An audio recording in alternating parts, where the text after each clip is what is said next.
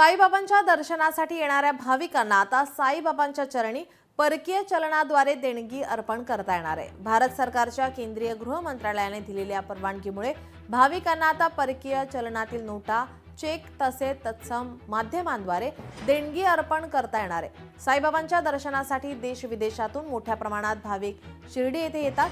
भाविकांना देणगी अर्पण करण्यासाठी रोख, ऑनलाईन UPI, मनी ऑर्डर, चेक, DD यासह विविध पर्याय उपलब्ध आहेत। यामध्ये आता परकीय चलनामधून देणगी स्वीकृतीचा पर्याय उपलब्ध करून देण्यात आला आहे।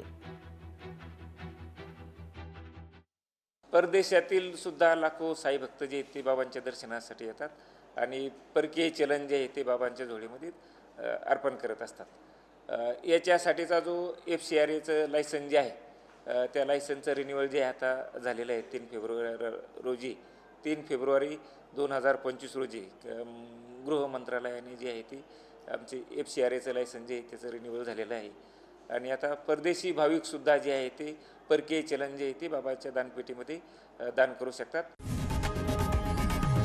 लोकशाही मराठी ऐका, पहा, जागरूक रहा।